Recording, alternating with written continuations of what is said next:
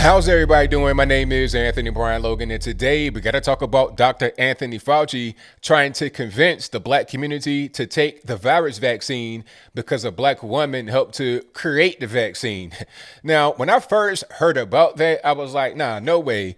There's no way that Fauci got on the YouTube's TV or wherever he was and said that. But yes, he did say that. I heard it with my own 2 ears. I saw it with my own 2 eyes. Now, before I go any further, let's roll the clip. In this clip, you'll see Fauci talking to two black men about the black community's, hesitance to go to the hospital and to get the vaccine because of previous mistreatments, Tuskegee experiment, all that kind of stuff. You'll hear them talking about that, and then you'll see Fauci saying, hey, don't worry about it. You got a black female. She did X, Y, and Z. After we get done watching that, I'll talk about what was said there. Then I'll give you my 2 cents, my deep detail analysis, and then I'll wrap it on up with a nice bow on top. So without further ado, let's go ahead and roll it. And what I mentioned earlier is that there have been advances in society, including African Americans in science. And my understanding is that independent monitoring board has African American scientists on it. In fact, one works with you directly. I don't know if she's on the board, but we know that we have an African American scientist that works with you directly. And so this is you can speak about her work, but also how important that is in terms of breaking down these myths in the historic trepidation, because it's a new day. It's not 1930 anymore. This is 2000. This is 2020. And so the times have changed, and the input of African-American scientists in this process is much deeper than one might think. Talk about that a little bit. Well, I think the example that you gave, Ambrose, is an excellent example. The very vaccine that's one of the two that has absolutely exquisite level, 94 to 95% efficacy against clinical disease and almost 100% efficacy against serious disease, that has shown to be clearly safe. That vaccine was actually developed in my institute's vaccine research center by a team of scientists led by Dr. Barney Graham and his close colleague, Dr. Kizzmekia Corbett, or Kizzy Corbett. Kizzy is an African-American scientist who is right at the forefront of the development of the vaccine. So the first thing you might want to say to my African-American brothers and sisters is that the vaccine that you're going to be taking was developed by an African-American woman. And that is just a fact. I mean, that is a fact. And I think that's some of the things that people don't fully appreciate. All right, you heard that, you saw that. Now, that was totally crazy. Dr. Fauci, I mean, come on. You sunk into a brand new low. All right. Now, before I even tear into Fauci and the ridiculous statement that he made, I got to back up a little bit here to give you some more context. Now, this particular talk, I saw the clip of it on blackdoctor.org. They used to be a pretty good source of information. I followed them on Facebook a few years back, but I think they're taking a hard left turn over the past 2 years. I think that's what's happened to them. I'm not really sure what's going on. Maybe they got sold. Maybe they got bought up by a big corporation. I have no idea. They used to be a good place of information, not so much anymore. All right. And that particular website that these guys were trying to push is called Black Coalition Against COVID.org. You go to the website, does not look very professional. I don't know if I want guys that put out something like that to put some kind of, quote unquote vaccine in me, but that's a different story. I digress. The two other gentlemen that were on the Zoom call with Fauci are Ambrose Lane Jr., the founder of the Health Alliance Network. And you also have Wayne Frederick, who is the president of Howard University. So they're trying to just have Fauci on there and just ease some of the tension from the black community about going out there and taking the vaccine. And Fauci came up with that as a reason why. Now, I don't care who made it. That's not even really, it is relevant because if I'm going to take it, which I'm not going to take it, but if I was going to take a vaccine or a flu shot, which I also don't take, then I'd want to know where it came from. All right. If you got a bunch of vaccines that came straight from China, maybe I'm not going to take that at all. If you have Tylenol, if you have cough syrup that came from China, I'm not using it, period. I don't want it. All right. Just have that be known. So it is important where the vaccine came from, but I'm not really worried about the race of the person. I'm worried about if it's going to be high quality, if it's going to be safe, is it going to kill me? Is it going to work? That's what I'm worried about. Now, Fauci says, oh, there's a 95% efficacy rate, meaning it works 95% of the time as advertised, maybe 100% of the time. Not sure how you get to 100% efficacy. That might not be the total truth right there, Fauci, but I digress. Regardless of what he says, as far as the efficacy is concerned, I know that there's a risk for injury. You've already had other vaccines, maybe even the same vaccine that has been implemented around the world. I think over in UK, there was 4 cases of Bell's palsy that had been reported.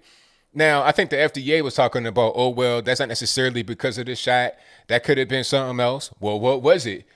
And if you don't know what Bell's palsy is, that's phase paralysis, and it's temporary. Now, temporary may not mean what you think it means. Temporary could be a month or 3 years. It might not last forever, but it might not be for a short period of time. All right. And then also, there were some deaths that were related, and we don't know what the long-term effects are going to be because we've not hit long-term yet. You can only see long-term effects in the long term. And how does it affect babies of women that are pregnant who take the vaccine? I mean, are you going to take it if you're pregnant? And then in UK, they came out and said that if you have any allergies, don't take the vaccine. Any allergies? So if I have a milk allergy, don't take it. How about a peanut allergy? How about any kind of allergy? Don't take it. I can be allergic to grass. So should I not take it? It's really vague because they're trying to figure out how things are going to work out there in the wild right now. See, it's one thing to have a control group that you really kind of experiment on. It's different once it gets out there in the wild. And you also have a living virus that could change and it can mutate. And a particular mutation may have an adverse interaction with a vaccine that was created for a different strain of the virus. So who knows what it's going to actually do to you. There was also a case of, I think it might have been in Australia, New Zealand, or somewhere, where the vaccine was causing, quote unquote, false positive HIV results to come back. It's like, okay, you taking the shot and you don't have HIV, right? You tested for HIV, you don't have it. You take the shot, it come back, or you get HIV. But then they say, now you don't have HIV. Now, my question is, how do you get a false positive HIV result? How does that happen?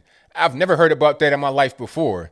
All right. Usually when you get these tests back, it's 99.999% accurate. Now, all of a sudden, you got several false, quote unquote, false positive HIV tests. What are they putting in the vaccine? When the virus first came out, they were talking about this is like airborne HIV, the way it operates. So is there something that we don't know about what's in the vaccine that's also similar to HIV?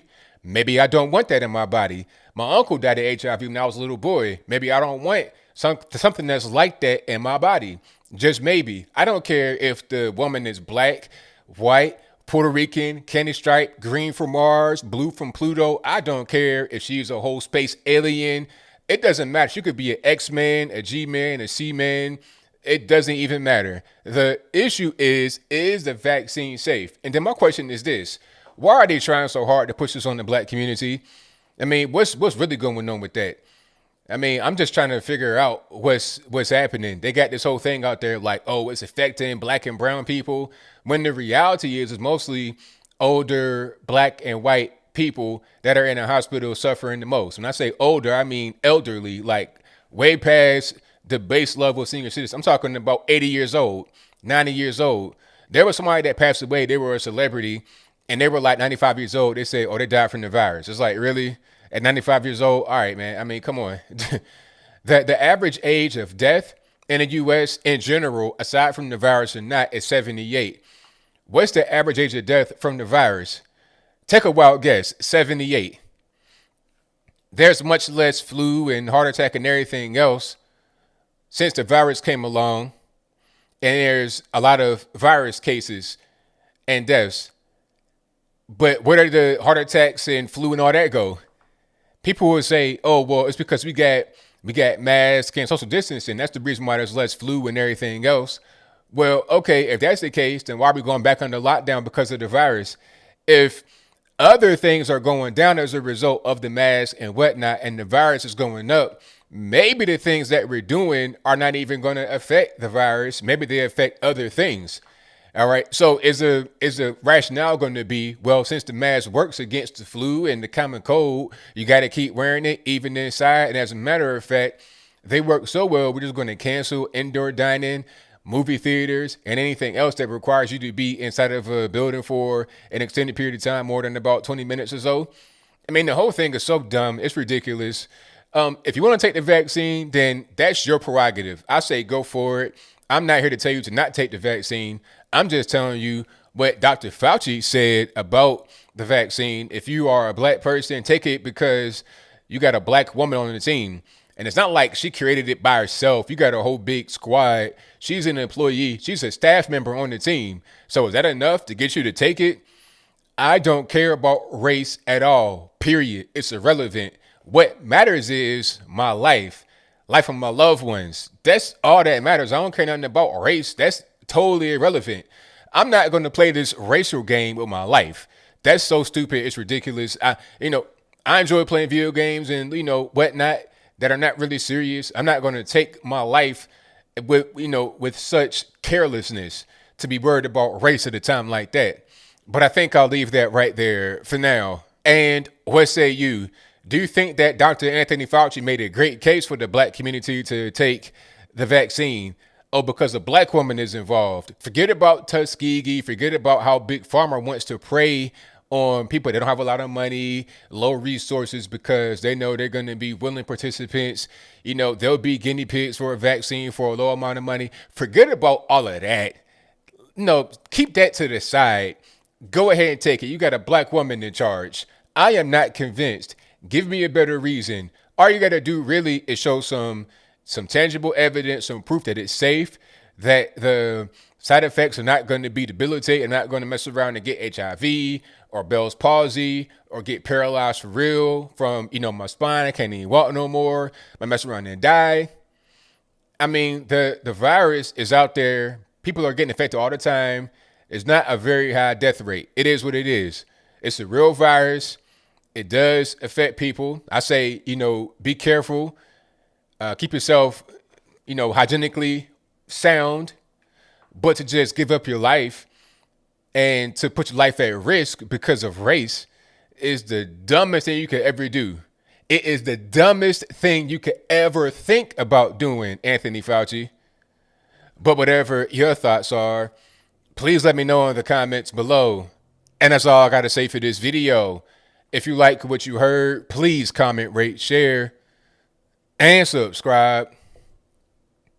Peace.